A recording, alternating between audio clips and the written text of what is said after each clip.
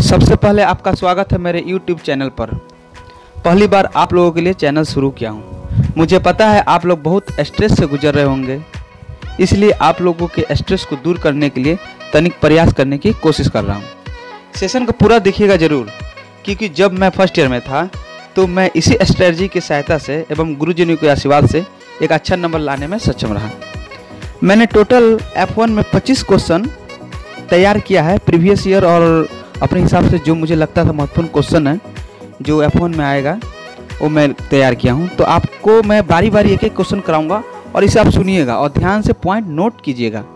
तो पहला क्वेश्चन है, मेरे हिसाब से आप यदि 25 क्वेश्चन कर लेते हैं तो आपका 85 प्लस नंबर तो अच्छे से आएंगे। तो पहला क्वेश्चन है आपके सामने F1 का, प्रमुख बाल अधिकारों का उल्लेख करें। तो देखिए बाल अधिकार क्या है, क्या कहते हैं, जब बच्चा माँ के गर्भ में आ जाता है तभी से उसके अधिकार भी उत्पन्न हो जाते हैं कि नहीं। उसको जीने का अधिकार मिलता है, पालन पोषण का अधिकार मिलता है, संरक्षण का अधिकार मिलता है, सहभागिता का अधिकार मिलता है, ठीक है। और फिर भारतीय संविधान के द्वारा भी बच्चों को बहुत सारा अधिकार दिया गया है। क्या क्या दिया गया है, जैसे 6 वर्ष से 14 वर्ष तक निःशुल्क शिक्षा का अधिकार दिया गया है, 18 वर्ष से कम आयु वाले बच्चे को मजदूरी नहीं करने का अधिकार दिया गया है, बाल विवाह रोकथाम अधिनियम 2006 के अंतर्गत उसे रोकने का प्रयास किया गया है, संविधान के द्वारा संरक्षण का अधिकार दिया गया है, स्वास्थ्य का अधिकार दिया गया है। आप इतना लिख देते हो तो ये बहुत है, ठीक है। दूसरा क्वेश्चन है, सूचना और ज्ञान में क्या अंतर है। तो इसे ध्यान से सुनिएगा, ठीक है। सूचना और ज्ञान, मैं लिखने का तरीका भी आपको बताऊंगा कि कैसे होता है। तो देखिए सूचना और ज्ञान में क्या अंतर है। पहला सूचना में हम लिखते हैं, सूचना में सत्य और असत्य की स्थिति दोनों पाई जाती है, लेकिन ज्ञान में सिर्फ सत्य की स्थिति पाई जाती है। सूचना के आधार पर कोई निर्णय नहीं ले सकते हम, लेकिन ज्ञान के आधार पर कोई भी निर्णय हम ले सकते हैं। सूचना का क्षेत्र जो होता है वो सीमित होता है, लेकिन ज्ञान का क्षेत्र असीमित या व्यापक होता है। सूचनाएं नष्ट हो सकती है, लेकिन ज्ञान नष्ट नहीं हो सकता है। सूचना अविश्वसनीय है, लेकिन ज्ञान क्या होता है, वो विश्वसनीय होता है। सूचना को पूर्णतः धारण नहीं किया जा सकता है, लेकिन ज्ञान को पूर्णतः धारण किया जा सकता है। सूचना को ज्ञानेंद्रियों द्वारा महसूस कर सकते हैं, लेकिन ज्ञान को प्रयोग के द्वारा महसूस किया जा सकता है, ठीक है। सूचना ज्ञान का आधार होता है, लेकिन ज्ञान सूचना का आधार नहीं हो सकता है, ठीक है। फिर लिखा है, सूचना सच्चाई तक पहुंचने का साधन नहीं है, लेकिन ज्ञान सच्चाई तक पहुंचने का साधन है। ये मैं आपको करवा रहा हूँ तो मैंने इसी तरह से तैयारी किया था। हाँ, अपना नोट्स मैंने जहाँ भी पढ़ा है मैंने नोट्स से पढ़ा है, तो उसका मेरे को फ़ायदा मिला है। तो वही मैं आप लोग मेरे छोटे भाई हैं, मैंने सोचा कि आप लोगों के साथ भी शेयर करना चाहिए। स्ट्रेस तो बहुत है। चलिए नेक्स्ट क्वेश्चन पे आते हैं। ज्ञान प्राप्ति के मुख्य स्रोत क्या है। ज्ञान प्राप्ति, हम जो ज्ञान प्राप्त करते हैं कैसे प्राप्त करते हैं, तो कुछ उसके स्रोत होंगे। हम लोग वर्ग में बैठे रहते हैं, शिक्षक हमें पढ़ाते हैं, तो हम ज्ञान कैसे प्राप्त करते हैं। तो देखिए ज्ञान प्राप्ति के मुख्य स्रोत क्या है, निम्नलिखित हैं। इंद्रियों द्वारा ज्ञान प्राप्त करते हैं, तर्क बुद्धि द्वारा करते हैं, प्रयोगात्मक द्वारा करते हैं, श्रुति द्वारा करते हैं, अवलोकन द्वारा करते हैं, परंपरा एवं रूढ़ियों द्वारा करते हैं, संवेदना द्वारा करते हैं, चिंतन द्वारा करते हैं। ये क्या है, ज्ञान प्राप्ति के मुख्य स्रोत हैं। इसे आप टॉपिक वाइज लिख दीजिएगा पॉइंट से, और इसको थोड़ा थोड़ा डील कर दीजिएगा, ठीक है ना। आइए नेक्स्ट क्वेश्चन में, एनसीएफ 2005 के मार्गदर्शी सिद्धांत, ठीक है। एनसीएफ क्या बोलता है, नेशनल करिकुलम फ्रेमवर्क, ठीक है। आइए उसका मार्गदर्शक सिद्धांत कुछ है। तो देखिए मार्गदर्शक सिद्धांत हम उस लाइन से बोलेंगे, आप उसको ध्यान रखिए। ज्ञान को स्कूल के बाहर के जीवन से जोड़ना है। एनसीएफ 2005 कहता है ज्ञान को स्कूल के बाहर के जीवन से जोड़ना है। पढ़ाई रटन प्रणाली से मुक्त करना, यह सुनिश्चित करना है। परीक्षा को अपेक्षाकृत अधिक लचीलापन बनाना है। पाठचर्या पाठ पुस्तक केंद्रित न रह जाए, इस पर ध्यान देना चाहिए। शिक्षक अधिगम प्रक्रिया बाल केंद्रित होना चाहिए। पहले क्या होता था, परंपरागत होता था, लेकिन अब बाल केंद्रित होना चाहिए। ये एनसीएफ 2005 कहता है। विद्यार्थियों में आत्मज्ञान की शक्ति विकसित होना चाहिए, ठीक। आइए नेक्स्ट क्वेश्चन हम लोग करते हैं। बीसीएफ 2008 के मार्गदर्शी सिद्धांत की विवेचना करें, ठीक है। ये बीसीएफ क्या कहता है, इसका देखिए मार्गदर्शी सिद्धांत में क्या कहता है, ठीक है। ये एक पृथक सिद्धांत भी है। मैं जब एग्जाम दिया था 2021 में, तो बीसीएफ 2008 न लिख दिया बिहार के लिए एक पृथक पाठचर्या का निर्माण है, उसमें आप क्या करना चाहते हो। तो उसमें पता होना चाहिए कि बीसीएफ 2008 बिहार के लिए है, ठीक है। चलो आइए इसमें बात करते हैं। इस विषय 2008 के मार्गदर्शक सिद्धांत क्या है? मातृभाषा में ज्ञान को देना चाहिए, ठीक है। विद्यालय में भय मुक्त वातावरण करना चाहिए, ठीक है। परीक्षा को अपेक्षाकृत अधिक लचीलापन बनाना चाहिए, ठीक। शिक्षा को विद्यालय के बाहरी दुनिया से जोड़ना चाहिए, ठीक। पाठ्यक्रम को आसान बनाना चाहिए। फिर यहाँ की आर्थिक और भौगोलिक दशा को देखते हुए शिक्षा देना चाहिए। अपने व्यक्तिगत क्षमताओं को पहचानने में बच्चों की मदद करना चाहिए। शिक्षा के प्रकृति, समाज तथा विद्यालय की बाहरी दुनिया से जोड़ना चाहिए। ये विषय 2008 का आता है, ठीक। चलिए अब हम आते हैं नेक्स्ट क्वेश्चन पे। पाठचर्या और पाठ्यक्रम में क्या अंतर है, ठीक। पाठचर्या यानी करिकुलम, पाठ्यक्रम यानी सिलेबस। तब पाठचर्या का इसका निर्माण सरकार एवं शिक्षा समितियों द्वारा किया जाता है, और वही जो सिलेबस है इसका निर्माण विद्यालय संगठन एवं शिक्षकों द्वारा किया जाता है। पाठचर्या क्या है? लैटिन भाषा से लिया गया है और यह ग्रीक भाषा से लिया गया है। पाठचर्या सभी शिक्षकों के लिए समान होता है, लेकिन पाठ्यक्रम शिक्षकों के द्वारा बदली भी जा सकती है। पाठचर्या के समस्त भाग को माप सकते हैं, पाठ्यक्रम के समस्त भाग को माप नहीं सकते हैं। पाठचर्या शिक्षकों को ध्यान में रखकर बनाई जाती है, लेकिन पाठ्यक्रम छात्रों को ध्यान में रखकर बनाई जाती है। पाठचर्या का रूप व्यापक होता है, पाठ्यक्रम का रूप संकीर्ण होता है। पाठचर्या में व्यापक ज्ञान का महत्व होता है, पाठ्यक्रम में के अंतर्गत पुस्तकीय ज्ञान का महत्व होता है। पाठचर्या छात्रों के सर्वांगीण विकास पर बल देता है और पाठ्यक्रम रटने की प्रक्रिया पर बल देता है, ठीक है। इतना आप लिख दो, पॉइंट वाइज लिखना है और अंतर पूछ रहा है तो उसी हिसाब से लिखना है आपको। तो ऐसे ही एक पाठचर्या और एक तरफ पाठ्यक्रम और बीच में लकीर खींच के आप उसको लिख सकते हैं, ठीक है। एक और क्वेश्चन है आपके सामने, बालकों के समाजीकरण को प्रभावित करने के कारक, ठीक है। समाजीकरण को प्रभावित करने के कारक जो है, आप पहले तो समझना चाहिए समाजीकरण क्या है, ठीक है। और फिर समाजीकरण से पता चलना चाहिए समाजीकरण को प्रभावित करने वाले कारक क्या क्या है। देखिए समाजीकरण को क्या है? समाजीकरण सबसे पहले समाजीकरण है कि अपने रीति रिवाज, खान पान, रहन सहन आदि को एक पीढ़ी से दूसरे पीढ़ी में हस्तांतरित करना ही समाजीकरण है। आप अपने परिवार के साथ रहते हैं, वहाँ से क्या सीखते हैं? वहाँ का कल्चर सीखते हैं, रीति रिवाज सीखते हैं, रहन सहन सीखते हैं, खान पान सीखते हैं, ठीक है। ये क्या है? समाजीकरण हो रहा है आपका। आप इसको क्या करते हैं? एक पीढ़ी से दूसरी पीढ़ी ले जाते हैं, वही समाजीकरण है। और पूछ रहा है बालकों के समाजीकरण को प्रभावित करने वाले कारक। देखिए कारक क्या है? परिवार है, पड़ोस है, जाति है, धर्म है, समाज है, विद्यालय है, ठीक है। और इसको आप लोग क्या करना है? दो दो लाइन में क्लियर करते जाना है। अब नेक्स्ट क्वेश्चन है, बच्चों के समाजीकरण में विद्यालय एवं शिक्षक की भूमिका, ठीक है। बच्चों के समाजीकरण में विद्यालय एवं शिक्षक की भूमिका। तो सबसे पहले विद्यालय की भूमिका क्या क्या है, ठीक है, सुनिए। विद्यालय की भूमिका है लोकतांत्रिक भावनाओं का विकास करने में, राष्ट्र के प्रति प्रेम जागृत करने में, समाज की कुरीतियों से परिचित कराने में, सहयोग की भावना का विकास करने में, एक अच्छा नागरिक बनाने में, सृजनात्मकता का विकास करने में। और एक शिक्षक की भूमिका क्या है? बच्चों के सामाजिकरण में तीव्र गति उत्पन्न करने में, अनुशासन कायम करने में, सहयोग की भावना उत्पन्न करने में, जाति पात ऊंच नीच को दूर करने में, रंग रूप भेदभाव को दूर करने में, सत्य असत्य की पहचान करने में, आपसी प्रेम की भावना जागृत करने में, आदर्श चरित्र का निर्माण करने में, ठीक है। यहाँ तो कोई दिक्कत, ऐसे लिख देना। उसके बाद नेक्स्ट क्वेश्चन है, प्राथमिक एवं द्वितीय स्तर के समाजीकरण के उदाहरणों के साथ स्पष्ट करें। अब देखिए समाजीकरण भी दो तरह से होता है, एक प्राथमिक स्तर और एक द्वितीय स्तर। तो प्राथमिक स्तर में क्या क्या आता है?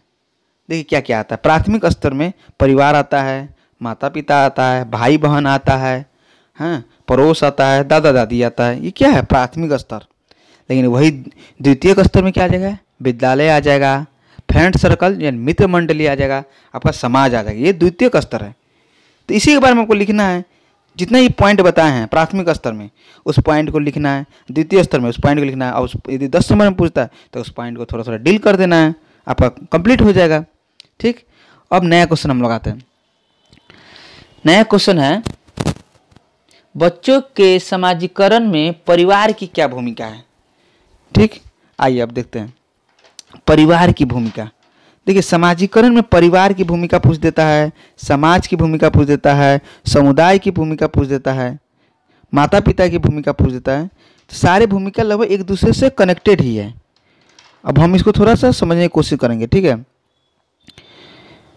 माता पिता की भूमिका, ठीक, बच्चों का रहन सहन, माता पिता, समाजीकरण में माता पिता की जो भूमिका है क्या होता है, बच्चों का रहन सहन, खान पान, बच्चों का पालन पोषण, संस्कार, नैतिक विकास, परंपरा और नियम, भाषा, गलत सही के पहचान, कुशल व्यवहार, सहयोग की भावना, सहनशीलता, माता पिता के आपसी संबंध, बच्चों में व्यक्तित्व विकास, ठीक है। ये क्या है, माता पिता की भूमिका है। समझ में आ रहा है ना आपको। बच्चों के समाजीकरण में परिवार की भूमिका जो है यही है। इतना चीज़ करना है आपको। यहीं पे परिवार के जगह पे दे देगा माता पिता की क्या भूमिका है, यही चीज़ होगा। और वही समाज आ जाएगा या समुदाय आ जाएगा तो उसमें थोड़ा सा डिफरेंसेस आ जाएगा। लगभग सेम ये एक दूसरे से रिलेटेड ही है, तो इसको थोड़ा सा ध्यान देना योग्य बातें हैं, ठीक है। नेक्स्ट क्वेश्चन है, शिक्षा क्या है, इसकी समान अवधारणा एवं उद्देश्यों को स्पष्ट करें। तो आपको पता है शिक्षा क्या है। शिक्षा क्या है, एक प्रक्रिया है। शिक्षा बालकों या बच्चों के मानसिक, नैतिक, संवेगात्मक, बौद्धिक एवं आंतरिक ज्ञान को बाहर लाने में योगदान देने वाली क्या है, एक प्रक्रिया है। और शिक्षा क्या करता है, शिक्षा सब समाज का निर्माण करता है। शिक्षा के बगैर मनुष्य पशु तुल्य होता है। एक शिक्षित व्यक्ति राष्ट्र का निर्माणाधीन होता है। तो इसे आप अपने भाषा में लिख देना है। इसका उद्देश्य देखिए क्या क्या है। शिक्षा का उद्देश्य क्या है, एक अच्छे नागरिक का निर्माण करने में, समाज की कुरीतियों को दूर करने में, जात पात के भेदभाव को खत्म करने में, राष्ट्र के प्रति एकता की भावना का विकास करने में, स्वच्छता के प्रति जागरूक करने में, पर्यावरण के साथ छेड़छाड़ न करने में, पर्यावरण का संरक्षण करने में, शिक्षा के प्रति लोगों को जागरूक करने में। ये क्या है, शिक्षा की विशेषताएं हैं। तो इसे आप अपने भाषा में लिखोगे। जितना पॉइंट बता दिए ना, इसमें से यदि आप 5 पॉइंट भी लिख देते हो, 5 पॉइंट, और उसी को डीपली कर देते, थोड़ा थोड़ा उसको डिफाइन कर देते हो, बहुत है। तो इसे आप लोगों को ध्यान में देना चाहिए। आइए नेक्स्ट क्वेश्चन है, बच्चों के समाजीकरण में समुदाय की भूमिका का उल्लेख करें। बच्चों का जो समाजीकरण है उसमें समुदाय की क्या भूमिका है, ठीक। देखिए समुदाय की क्या भूमिका है, बहुत बड़ी भूमिका होती है समुदाय की। यदि हमारा जहाँ घर है, यदि हम जिस समाज में रहते हैं, हाँ, समुदाय क्या है, एक निश्चित भूखंड में रह रहे विभिन्न प्रकार की जाति के लोग एवं संस्कृति के लोग का रहना ही समुदाय कहलाता है। तो समुदाय की क्या भूमिका है, देखिए यहाँ पे क्या होता है, यदि हमारा समुदाय शिक्षित वर्ग रहेगा तो बच्चों में अलग विकास होगी।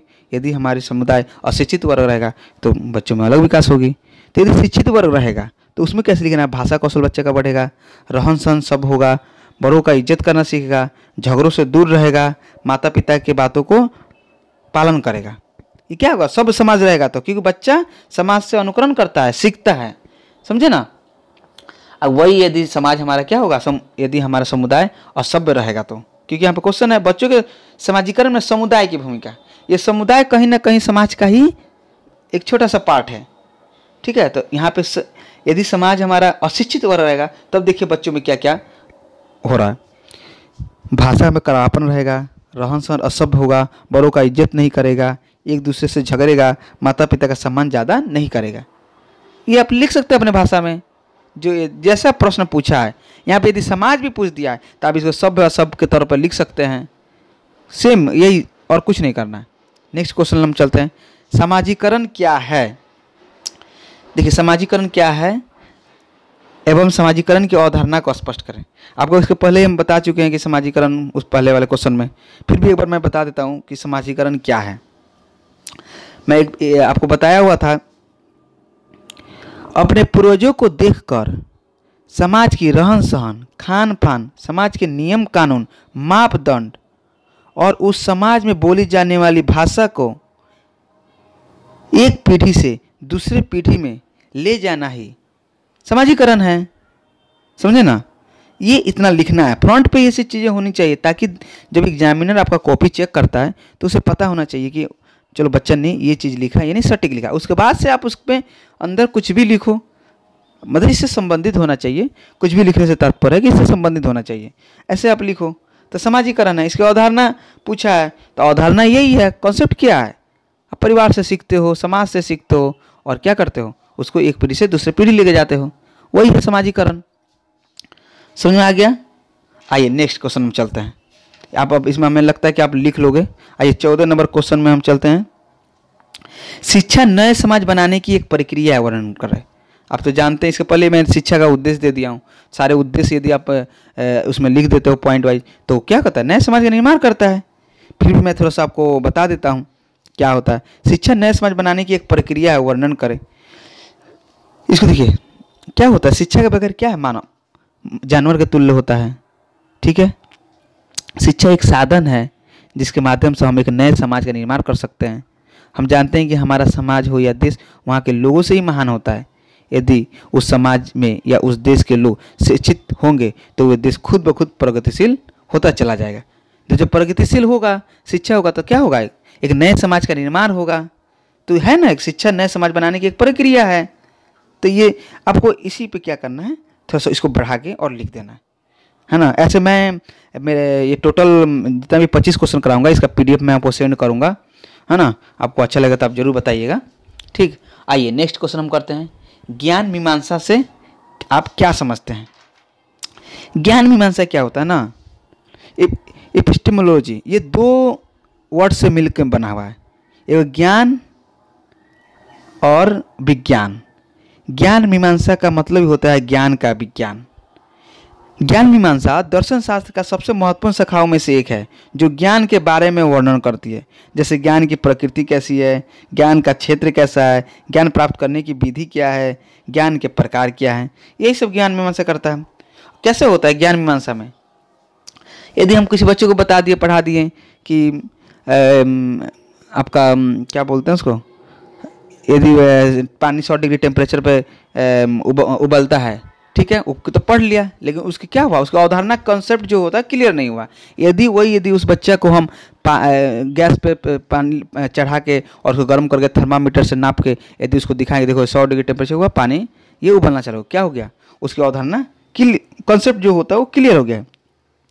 क्या होता है, ज्ञान मीमांसा में बच्चों के भ्रम को प्रयोग के द्वारा प्रमाणित करके दिखाया जाता है। तो आप प्रयोग किए ना, तो यही होता है ज्ञान मीमांसा। ठीक, अब आइए नेक्स्ट क्वेश्चन पर। गिजुभाई बधिका ने अपनी पुस्तक दीवा सपनी के माध्यम से कैसी विशेषता वाली शिक्षा का उल्लेख किया है?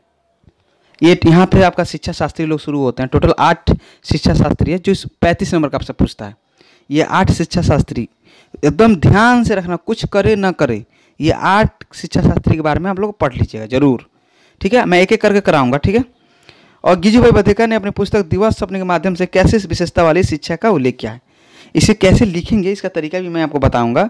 मैं कोशिश करूंगा कि F1 और F1 से लेकर F4 तक आपका कराऊं, ताकि ये 70 नंबर का है और बच्चे काफ़ी प्रेशर इसी में फील करते हैं कि मैंने भी बहुत किया हुआ था फर्स्ट ईयर में। ठीक, तो ठीक है, मैं थोड़ा सा शुरू करता हूँ और कैसे है, क्या बोला था उन्होंने। ठीक है, इनकी पुस्तक दीवा सपन में क्या लिखा था। गिजुभाई बधिका द्वारा रचित पुस्तक दीवा सपन 1932 में लिखी हुई एक पुस्तक है जो गुजराती भाषा में लिखी गई थी। गिजुभाई बधिका ने मारिया मोंटेसरी से काफ़ी प्रभावित थे। वे बाल केंद्रित शिक्षा पर काफ़ी जोर दिया।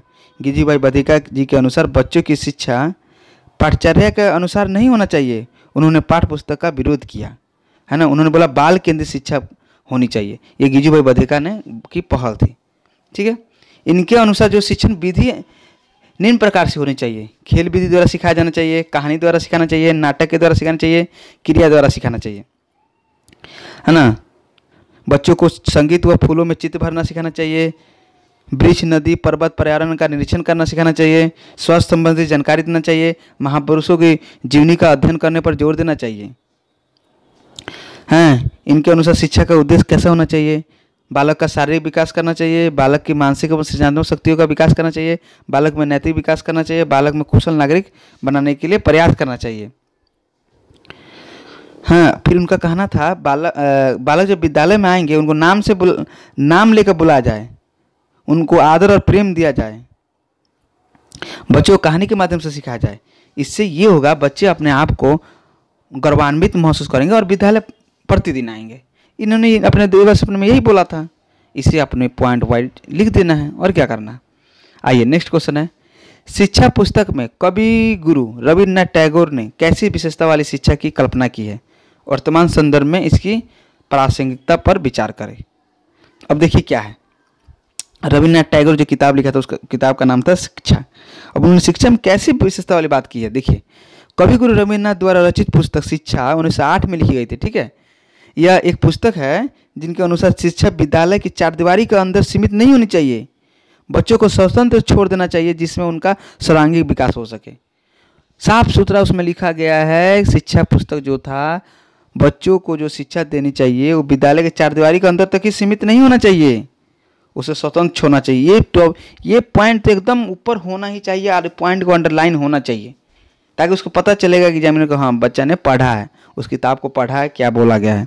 ठीक है, अब देखिए जो इसके पहले मैंने गिजू भाई पर देखा दिवा स्वप्न में था, सेम वही चीज़ इधर भी लिखना है, क्योंकि जितने भी शिक्षा शास्त्री हैं सबका एक ही कहा नाम था कि कैसे देना है, भ्रमर विधि द्वारा सिखाना है, प्रकृति के अनुसार बच्चों को शिक्षा देना है, क्रिया द्वारा सिखाना है, वाद विवाद द्वारा सिखाना है, चर्चा के द्वारा सिखाना है। उनका यही सब सब एक दूसरे से कनेक्टेड है। जितना शिक्षा शास्त्री है सब एक दूसरे से कनेक्टेड है। मतलब शिक्षा ऐसी होनी चाहिए जो किताबों तक सीमित न रह जाए, वो अपने दैनिक जीवन में भी उपयोगी हो। ऐसा इन लोगों का नाम था। इनको से शिक्षा का उद्देश्य क्या था, बच्चों का संपूर्ण विकास करना है, बौद्धिक शक्ति का विकास करना है, चरित्र का विकास करना है, नैतिकता का विकास करना है, व्यक्ति तथा समाज का संबंध स्थापित करना है, सार्वभौमिक नागरिकता का विकास करना है ना। और उनका जो है कहना था संगीत के द्वारा बच्चों को सिखाइए, नाटक के द्वारा सिखाइए, नृत्य के द्वारा सिखाइए, चित्रकला से कराइए, कृषि से करवाइए, है ना, खेल के माध्यम से सिखाइए ताकि उनको बच्चे का सर्वांगीण विकास हो सके। यही लिखना है। जो दिवा स्वप्न में कहा गया है वही चीज़ इसमें भी कहा गया है। बस फर्क क्या है शिक्षा पुस्तक में कि शिक्षा जो है विद्यालय की चारदीवारी के अंदर सीमित नहीं होना चाहिए, बच्चों को स्वतंत्र छोड़ देना चाहिए। और दिवा स्वप्न में क्या कहा गया है कि वो मारिया मोंटेसरी से प्रभावित थे और बाल केंद्रित पर उन्होंने ज़्यादा फोकस किया है। बाकी सारा चीज़ एक दूसरे से संबंधित है। ये मेन पॉइंट ऊपर लिखना है, बाकी सबसे एक दूसरे जो भी पूछेगा सब में वही चीज़ में। आइए नेक्स्ट क्वेश्चन है, महात्मा गांधी ने अपने हिंद स्वराज पुस्तक के माध्यम से कैसी विशेषता वाली शिक्षा की कल्पना की है। इनका भी सेम कहना इन्हीं दोनों की तरह था। ठीक है, जो दैनिक जीवन में ऐसी शिक्षा हो जो दैनिक जीवन में काम आए, है ना, रोजगार में काम आए, व्यवसाय में काम आए, ऐसी शिक्षा बच्चों को देना चाहिए। तो इन्होंने क्या हुआ था, जो इनका बुक था हिंद स्वराज, इसके बारे में थोड़ा सा ऊपर डीपली करेंगे, फिर हम उसके बारे में लिखेंगे। देखिए क्या था, ये क्या कहते थे, भूगोल, खगोल विज्ञान, बीज गणित, ज्यामिति आदि का उदाहरण देते हुए उन्होंने कहा कि इसका हमारे दैनिक जीवन में क्या उपयोग है। तो ऐसी शिक्षा का क्या महत्व है। ऐसी शिक्षा सिर्फ मानसिक उन्नति प्रदान कर सकती है परंतु आसपास लोगों के भले के काम नहीं आ सकता है। उसमें साफ सुथरा कहना था कि हमें ऐसी शिक्षा नहीं देना है जो मानसिक टेंशन बढ़ाए, स्ट्रेस बढ़ाए, जो दैनिक जीवन में उपयोग है, ऐसी शिक्षा देना चाहिए। अब थोड़ा इनके बारे में लिख देना है कि महात्मा गांधी द्वारा रचित पुस्तक हिंद स्वराज 1909 में लिखी गई पुस्तक है। यह पुस्तक लगभग 30,000 शब्दों में लिखी गई है, जिसे गांधी जी ने अपने इंग्लैंड से दक्षिण अफ्रीका की यात्रा के समय पानी के जहाज पर लिखी थी, समझे ना। उन्होंने बोला था कि अपनी पुस्तक में हिंद स्वराज में शिक्षा पर काफ़ी बल दिया। उनका कहना था कि शिक्षा सिर्फ रटने वाली वस्तु मात्र नहीं है बल्कि व्यवहारिक, सांस्कृतिक, सामाजिक, नैतिक मूल्यों को विकसित करने वाली होनी चाहिए। ये चीज़ उन्होंने बोला था। अब इन्होंने फिर एक चीज़ और बोला था, उन्होंने इंग्लिश पर ज़्यादा फोकस करने के लिए नहीं बोला था। इनके अनुसार शिक्षा का सिद्धांत क्या होना चाहिए। इनके अनुसार होना चाहिए कि 6 से 14 वर्ष के बच्चों को निःशुल्क शिक्षा देनी चाहिए। शिक्षा का माध्यम मातृभाषा में होना चाहिए। इनके अनुसार शिक्षा के पाठ्यक्रम में अंग्रेजी का कोई स्थान नहीं होना चाहिए। इनके अनुसार ऐसी शिक्षा देनी चाहिए जिससे बच्चे आत्मनिर्भर रहे और उनको रोजगार मिले। इनके अनुसार पाठ्यक्रम में अंग्रेजी नहीं होना चाहिए। मातृभाषा, गणित, सामाजिक विज्ञान, स्वास्थ्य विज्ञान, कला, संगीत, समान विज्ञान आदि होना चाहिए। ये क्या होना चाहिए, मातृभाषा में होना चाहिए। इनके अनुसार 5 से 8 वर्ग के छात्र छात्राओं, जिसमें छात्रों को क्राफ्ट और छात्राओं को गृह विज्ञान की शिक्षा देनी चाहिए। ठीक, चलिए आइए नया क्वेश्चन पे आते हैं। मारिया मोंटेसरी की पुस्तक विकास के क्रम में बच्चों के सीखने के संबंध में विशेष पद्धति को रेखांकित करें। अब देखिए मारिया मोंटेसरी, उनका किताब का क्या नाम था, विकास के क्रम। ठीक है, इन मारिया मोंटेसरी का एक ही काम था कि उन्होंने मंद बुद्धि बालकों के पिछड़ेपन का कारण क्या है। ये एकदम ऊपर आप लोग लिखिएगा कि मारिया मॉन्टेसरी जो उन्होंने सर्च किया था, तो सबसे पहले ऊपर लिख दीजिएगा मंद बुद्धि बालकों के पिछड़ेपन का कारण क्या है। इन्होंने खूब ढूंढा, ढूंढने के बाद पता चला कि मंद बुद्धि बालकों के पिछड़ेपन का कारण ज्ञानेंद्रियों का कमजोर होना है। अब यदि ज्ञानेंद्रियों का कमजोर होता है तो ऑटोमेटिक बालक मंद बुद्धि हो जाता है। इसी को इन्होंने अपने मॉन्टेसरी पद्धति के द्वारा दूर करने की कोशिश किया था। ठीक है, अब इनके बारे में थोड़ा सा ये मेन पॉइंट है, आपको ध्यान में देना चाहिए। दिवा स्वप्न में क्या बोला गया था, और फिर आपका महात्मा गांधी ने हिंद स्वराज में क्या बोला गया था। ठीक, और फिर जो हम लोग पीछे और पढ़े एक आपका रविन्द्रनाथ टैगोर के पुस्तक शिक्षा में क्या बोला गया था। ये मेन पॉइंट है, मेन पॉइंट को एकदम याद रखना है। ठीक है, और मॉन्टेसरी पद्धति में क्या होता है, इस पद्धति में 2.5 से 6 वर्ष तक के बालकों को लिया गया। इनके अनुसार वास्तविक शिक्षा वो है जो जीवन की शक्तियों की अभिव्यक्ति कर सके। इनके अनुसार बच्चे स्वयं सीखने लगे, अपने स्वेच्छा से काम करने लगे, बच्चों को संपूर्ण आज़ादी दी जाए। इनके अनुसार अध्यापक के जगह अध्यापिका को ज़्यादा प्राथमिकता दी गई, क्योंकि महिला शिक्षक के अंदर उन्हें ममता प्यार ज़्यादा होता है। हाँ, अनुशासन बच्चों के रुचि के अनुसार होना चाहिए, मतलब बच्चों के हित में ही। इसमें आप देख रहे हैं ना, जितना भी शिक्षा शास्त्री का है, मेन जो ऊपर का पॉइंट है उसे छोड़ के बाकी सारा सेम है। बच्चों को शिक्षा कैसे देना चाहिए, उन्हें खुला छोड़ देना चाहिए, प्रकृति का भ्रमण करा कर देना चाहिए, खेल विधि से देना चाहिए, सभी का सेम है। ठीक है, आइए नेक्स्ट आते हैं। ज्योतिबा फुले द्वारा हंटर आयोग 1882 को शैक्षिक सामाजिक सांस्कृतिक असमानता को रेखांकित करते हुए दिए गए बयान का शिक्षार्थी संबंध में स्पष्ट करें। अब देखिए, हंटर आयोग, ये बहुत इंपॉर्टेंट क्वेश्चन है। ये टोटल 8 जो शिक्षा शास्त्री बहुत इंपॉर्टेंट है, मैं बार बार कह रहा हूँ। 35 नंबर आपका इसी से अचीव होगा। ठीक है, आइए थोड़ा ज्योतिबा फुले के बारे में पढ़ते हैं, फिर हंटर आयोग के बारे में भी हम लोग पढ़ेंगे कि हंटर आयोग क्या है। ठीक है, हंटर आयोग के बारे में थोड़ा सा जान लीजिए। 1880 में लॉर्ड रिपन को भारत का गवर्नर जनरल बनाया गया। उन्होंने 1882 में भारतीय शिक्षा के विषय में एक कमीशन गठित किया, जिसे भारतीय शिक्षा आयोग कहा गया। सर विलियम हंटर भी इसी कमीशन के सदस्य थे, इसलिए इसे हंटर आयोग का नाम दिया गया। हंटर कमीशन की मुख्य बातें क्या था? प्राथमिक शिक्षा देसी भाषा में देनी चाहिए, प्राथमिक शिक्षा व्यवहारिक होना चाहिए, पिछड़े इलाकों में शिक्षा विभाग स्थापित होनी चाहिए, धार्मिक शिक्षा को प्रोत्साहन न दिया जाना चाहिए, दलितों की शिक्षा प्रदान की जानी चाहिए, बालिकाओं के लिए सरल व निःशुल्क शिक्षा देनी चाहिए। ठीक, इनका जन्म लिख देना है, कहाँ हुआ था, ठीक, ये कहाँ के थे, ये सब लिख देना है। यहाँ तक कोई दिक्कत? आइए इसमें और हम क्या करते हैं, आगे बढ़ाते हैं। इन्होंने फिर एक चीज़ और कहा था, इन्होंने और क्षेत्रों में भी अपना योगदान दिया था। बाल विवाह, छुआछूत, मूर्ति पूजा, सती प्रथा, जाति पात की ऊंच नीची भावनाएं, स्त्री के प्रति अमानवीय व्यवहार, किसानों और मजदूरों की दयनीय स्थिति, ज्योतिबा फुले के विचारों और प्रार्थना पत्र, ये क्या हुआ था, आयोग काफ़ी प्रभावित हुआ था और लॉर्ड रिपन ने आयोग की सभी सिफारिशें मान ली थी उस टाइम। ठीक है ना। ये क्या थे, ये जो है ना, पुणे में इनका परिवार जो है माली परिवार में जन्म हुआ था, फूल उल बेचते थे। ठीक है, ये पढ़ने की इन्हें पढ़ने के लिए मतलब काफ़ी तेज तरार थे, और इन्हें मतलब पढ़ने के लिए इनका एडमिशन करा दिया गया पुणे में, है ना। मगर सवर्णों के विरोध के चलते उन्हें पाठशाला में ज़्यादा दिन पढ़ने का मौका नहीं मिला। तब से इन्होंने ठान लिया कि महिलाओं, दलितों एवं शूद्रों के हित के लिए शिक्षा के क्षेत्र में काम करेंगे।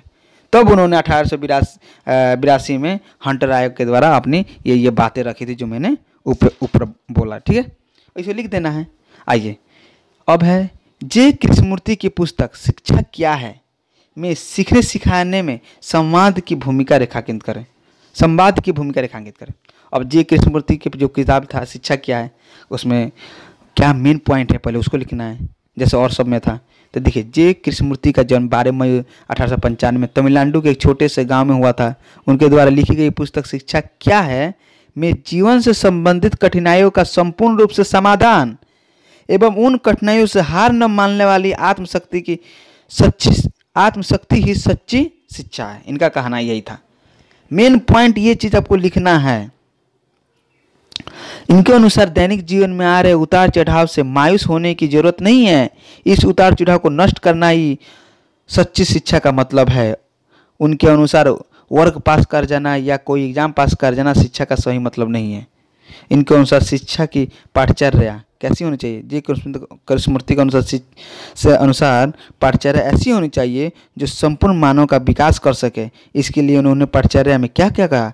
कला, संगीत, व्यावसायिक, विज्ञान, तकनीक, प्रश्न, कविता, खेल को क्या है स्थान दिया। सेम जो सारा पॉइंट है वो सारा पॉइंट होगा, एक दूसरे से सारा कनेक्टेड है। मैं बार बार ये चीज़ आपको कह रहा हूँ, ठीक है, लेकिन जो मेन पॉइंट है ऊपर का वही लिखना है। फिर इनके अनुसार विद्यालय कैसा होना चाहिए? ठीक है, जे कृष्णमूर्ति के अनुसार विद्यालय शांत होना चाहिए, एक वर्ग में छात्र छात्रा ज़्यादा न हो, इस पर ध्यान देना चाहिए, भयपूर्ण पर्यावरण का माहौल होना चाहिए, ठीक है। उसके बाद से छात्रों और शिक्षकों में गहरा संबंध होना चाहिए, सॉरी भयपूर्ण नहीं, भय मुक्त, ठीक है। सभी विद्यार्थियों को स्वतंत्र अवसर प्राप्त होना चाहिए, वर्ग का साफ सुथरा होना चाहिए, ठीक है। आइए next question. Doctor Zakir Hussain शैक्षिक लेख बाल केंद्रित शिक्षा के महत्व को रेखांकित करें।